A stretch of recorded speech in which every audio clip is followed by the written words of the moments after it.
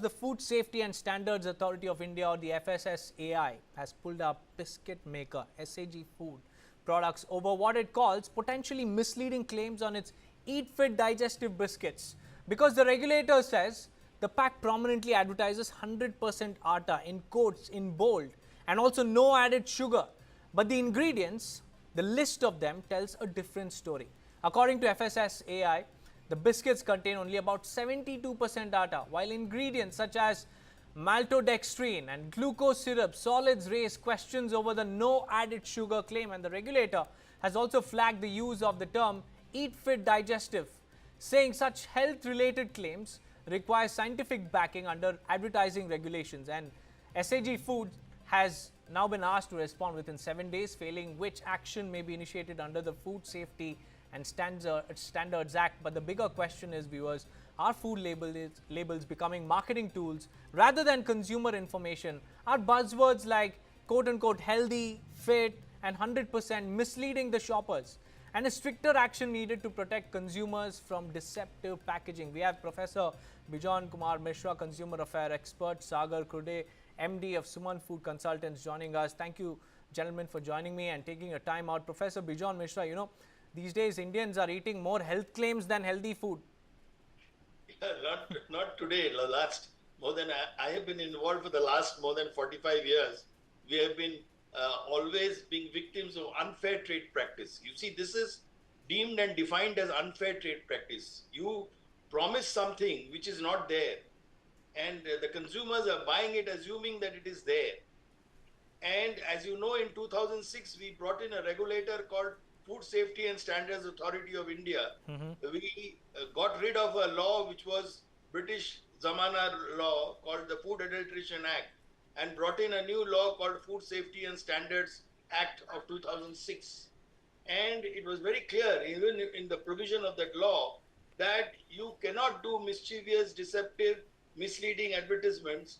And the regulator was supposed to be monitoring such advertisements, not only issuing show cause notice. You see, you have to make it deterrent. You know, you have to punish these people so severely that they don't dare do these kind of advertisements in future.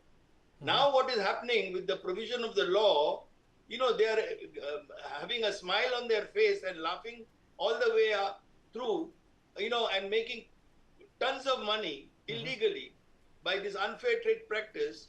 And the consumers, poor chap, are getting cheated, who are not getting compensated for this kind of a unfair trade practice being adopted on them. So the issue is, the money should be drawn back from these manufacturers who have made this kind of an advertisement, and all the parties involved. Advertisers should also become party to it. You know, and not only all those actors who are endorsing these healthy biscuits, digestive biscuits, saying zero added sugar, 100% Atta, all of them must also be pulled up, because, you know, without knowing the science behind the food, you cannot really endorse anything claiming that they are 100% safe, 100% Atta. Mr. Sagar Kurade, you deal with you know, this industry very, very closely. When a company says 100% Atta, what does it mean? Is it the entire component is 100% Atta, or only the flour that is used is what they're you know, measuring? So this is where it is ambiguous at best, or misleading probably to the consumers. So we need to wait for the reaction of the company to whom FSSAI has put. But importantly, 100% Atta can be interpreted as all Atta used in the process is 100%, but it can still be misleading to the consumer, because in the process of making any biscuits or anything, 100% of Atta is never used. There are several ingredients that are typically used in the process, whether, as you mentioned, glucose, maltodextrin, preservatives, or additional flours of other derivatives, to actually make a healthy, nutritious biscuit. Sir, and so, all these derivatives, are they basically, you know, different forms of sugar? No, not necessarily. Yes, of course. So when somebody says 100% sugar, so that can be misleading from a perspective is it actually sugar as in crystal form, or are they using maltodextrin or glucose associated with it? If they are using maltodextrin or glucose associated with it, this is why FSSAI is coming down heavily on companies. Effective May of 2025, they issued a notice to discontinue, whether on promotions, packaging labels, or any advertisements or so forth. And whoever as a company is continuing, they are coming down heavily. There are a couple of more companies that have been fined also for the same. Professor, what should be the way forward? Because a lot of people are falling Deepak, prey to such tall yeah, claims. Deepak, that is what I wanted to tell you. You have come out with a good question. See, I want to interpret what is this heavily can be defined as. It should be so heavy that they cannot get up again. I want to see that these kind of unfair trade practices which are adopted by such companies, the regulator comes so heavily on them that they are not able to get up after that. These show cause notices and all are hogwash. According to me, it doesn't serve any purpose. Of course, it serves the legal purpose that you give an opportunity to the opposite party to respond. But the point which I'm making is there has to be a fast track action taken. All these foods should be withdrawn from the market. There should be some kind of a recall mechanism where, deceptively they have sold these products which should be withdrawn from the supply chain, and the consumers should be compensated. So all that money which they get, they may not be able to identify the individual consumers who have bought these biscuits, but they would be able to collect that. I don't know where that fine goes to, which kind of a budget it goes to, I don't know. But technically it should go to the Consumer Welfare Fund, which is there managed by the Department of Consumer Affairs, Government of India, to be used in the interest of the consumer. So what my contention is that this definition of heavily, this definition of show cause notice, the time period given, by that time he's made crores of rupees. I mean, And sir, health wise also damage is already done. Absolutely. You see, Deepak, you very correctly said, you've already done the damage. Now it's the kind of how do you protect that consumer that the further damage doesn't take place in future. We have to make, I'm telling you, I've seen the manufacturers, the advertisers, they just have a smile on their face, and then they are trying to give us a body language that what can you do? What will you do? Let's see what you can do. Because the consumers are not able to actually protect themselves. We are highly dependent on the regulator to protect us. We don't have organized voice. We don't have organized capacity. We don't have organized resources in terms of taking up such causes. In fact, the government should go before the Supreme Court and take a very strong, kind of a directive from the Supreme Court for future action, which the government is not taking. They expect the consumers to do it. Sorry, consumers don't have in India the capacity, not the resources. Because you see, the industry takes the money from us and then they show eyes on us. You see, as a consumer, I pay that money to them to protect us. They have all kinds of mechanisms to protect us, and they spend money on that. A lot of officials are working to ensure that, such unfair trade practice does not happen at the marketplace.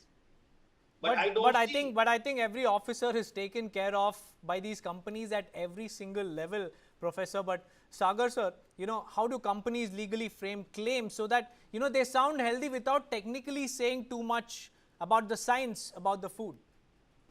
So FSSAI has been very clear that no 100% should be allowed at all. Okay, in May 2025, they have already put a notice out that this has to be discontinued. Now, there are some companies who may not be aware or for whatever reasons are still continuing, which FSSAI wants to ensure it doesn't happen. Now, the process, once FSSAI puts a notice out of changing any label, you have to understand that there is packaging to be changed, there is ensuring that anything with regard to products out there for the distribution, they have to kind of go out also or recalled in the process of the same. So therefore, it becomes very, very important that these companies adhere to the notifications issued by FSSAI, and if they are not, I support the professor in saying that FSSAI should come down heavily on it, and those companies should not be putting any 100% claim, whether it's juices, whether it is in terms of oil, or whether it is biscuits or anything else. And Professor, consumers like you and me are, forced to become food scientists. just to understand what we are eating. And even when we try to understand, there is a caveat which the company will never tell us. No, so that is why Deepak, TV channels like yours, TV9 and all, where, you all are making your viewers aware about such, actions, such provisions of law and how they should be aware, how they should be empowered to take a decision and informed choice. And that is where I always tell the regulator that this is where you all should be seen aligning with these channels who are educating the consumers, so that there is a credibility in terms of this conversation which is going on. But in most of the time, you try it out, you call a regulator to be on the panel to talk to the viewers, they will never accept your invitation. They never come up. They never come. And that's a wrong sign, that goes to show that you are trying to be not transparent, you are scared of accountability, you don't want to face the citizens. It is high time, it is high time that they came out in public domain and started talking in such conversations in terms of how they intend to amend the law, how they intend to change the rules, how they intend to ensure that in future such manufacturers, such advertisers are not adopting such unfair trade practice by adopting these kind of deceptive advertisements or misleading advertisements. And as very correctly said by my channel colleague, my panel member, that they should try to be more aggressive. They have to be aggressive. The regulator needs to show their strength. They cannot be seen as, teethless. So what we want to ensure that the regulator understands this, and that is why we had this authority in place. We got rid of the British Food Adulteration Act. We brought in a modern approach to food safety and standards. So this is where, I think, you all are playing a very good role by having such conversations in public domain and making people aware that what is deceptive, what is not deceptive, what the government is taking But action on. Professor, at the end of the day, no matter how much we discuss, at whatever length we discuss, at the end of the day, action must follow. But Mr. Sagar, your closing statements, apart from, strict action, what are the other, protocols that must be brought in? I think awareness is a key for consumers. Clear labeling guidelines is very important for companies. Whatever are the ingredients, obviously if a product is made of a certain product, which is a major product, and company is calling it 100%, it is definitely not acceptable, especially after the notification. And important is for companies to clarify also. Even Professor would be also aware, even in Consumer Protection Act, this 100% claim is also not there at all to be put. So both FSSAI and Consumer Protection Act supports the citizens of India to ensure that nothing in terms of mislabeling or misguidelines are put on any label associated with it. Only thing is, let's wait what this company in question has to revert back. They are, I think, typically 7-day process to revert back, and based upon that, FSSAI would take a call and decision to take action in accordance. Right. Mr. Sagar Kurade and Professor Bijon Mishra, thank you.